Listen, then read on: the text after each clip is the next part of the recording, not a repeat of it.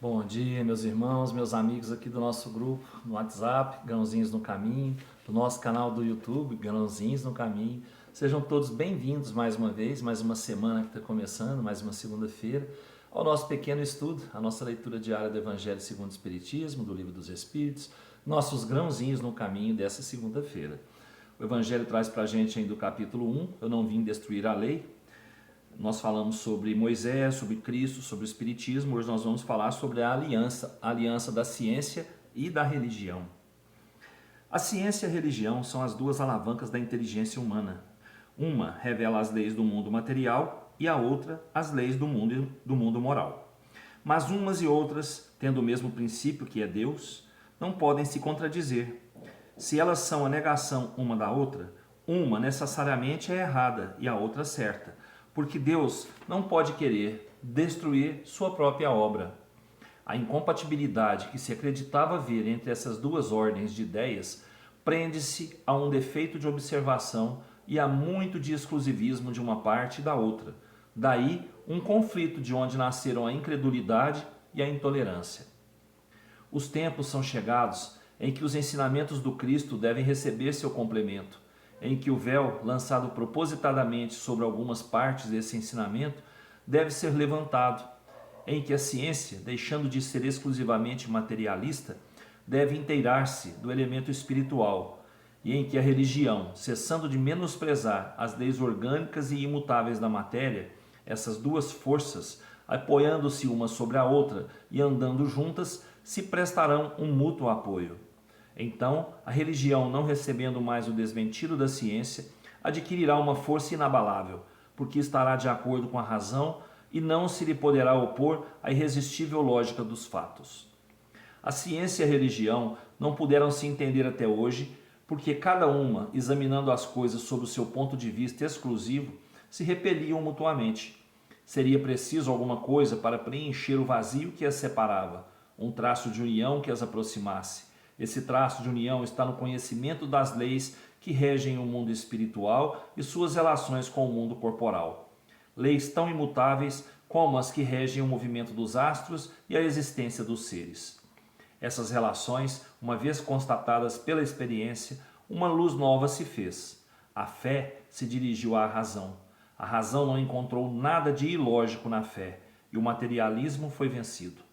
Mas nisso, como em todas as coisas, há pessoas que permanecem para trás, até que sejam arrastadas pelo movimento geral, que as esmagará se quiserem resistir-lhe, em lugar de a eles se abandonarem.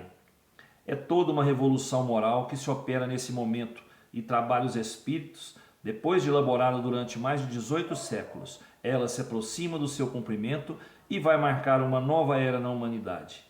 As consequências dessa revolução são fáceis de prever. Deve trazer nas relações sociais inevitáveis modificações, às quais não está no poder de ninguém se opor, porque estão nos desígnios de Deus e resultam da lei do progresso, que é uma lei de Deus. Gente, antigamente a ciência se opunha à religião. A ciência queria ser a dona da verdade, não é? Tudo que os cientistas, os doutores falavam na época era a verdade, né? E o Espiritismo veio mostrar que muito que se falava não era realmente a verdade, né? O Espiritismo veio trazer a luz, o conhecimento. Mas, com o passar do tempo, o homem crescendo intelectualmente, né? Deus permitindo ao homem evoluir intelectualmente, os cientistas foram analisando os fatos religiosos sob o ponto de vista científico e foram comprovando várias coisas que eram feitas, né, mediante manifestações religiosas. Foram vendo que o que a religião falava, trazia para a gente, era real, não era nada sobrenatural, né? Então, hoje, a ciência trabalha ao lado da religião. A ciência estuda o poder da oração no cérebro humano. A ciência estuda a aura humana, coisa que antigamente era impossível, né? Eles não aceitavam isso. A ciência não aceitava. Hoje, ciência e religião trabalhando lado a lado, né, estão conciliando uma coisa que veio causar guerras em tempos passados, né? Muita gente acusada de bruxaria, tudo por pura ignorância. Mas tudo tem um tempo para acontecer, né? E está acontecendo, está acontecendo. A ciência hoje está aliada à religião e a religião aliada à ciência. Uma precisa da outra.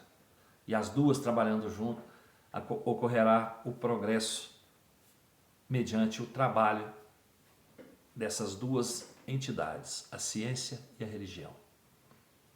Tá? Então a humanidade tende a quê? Tende a progredir. Tende a progredir sempre, a crescer sempre. E uma mostrando para a outra o caminho. Sempre vai ser assim, né? Se Deus quiser, e Ele há de querer.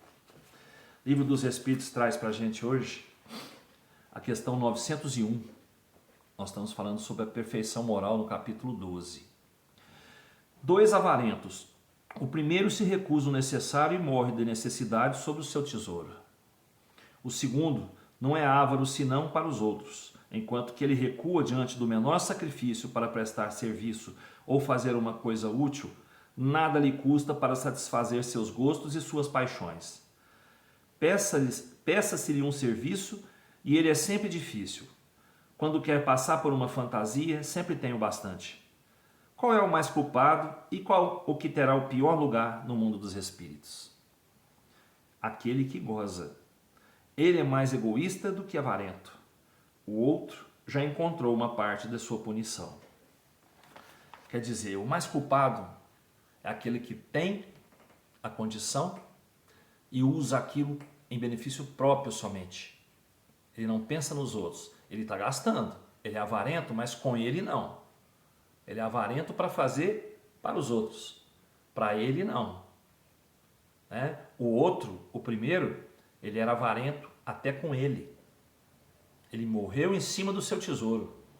Foi só juntando, juntando, juntando. Então ele já recebeu aqui o que ele queria, que era ter o seu tesouro. Não é? E o outro, ele sabia usar o tesouro dele em benefício dele. Ele aproveitava, ele gozava a vida com o tesouro que ele tinha. Mas para levar aos outros aquilo, para ajudar os outros, ele não abria a mão. Né? Tinha um escorpião no bolso. Então, qual era o mais culpado? Era aquele que não usava o que tinha em benefício dos outros. Tá certo? Desejo a todos aí uma ótima semana, com muita paz, muita luz, muito equilíbrio, muita saúde para nós todos. Né? Vamos rezar pelos nossos doentes, gente. Tem muita gente doente, precisando de oração. E nós, que não temos a condição de ir ali ajudar pessoalmente, podemos fazer nossas orações em intenção desses doentes. Pedir ao Pai, né, que socorra cada um diante de suas necessidades. E o Pai não vai negar atender esse pedido nosso. Tá certo? Que Jesus nos abençoe. Até amanhã, se Deus quiser, e Ele há de querer. Beijo no coração, pessoal.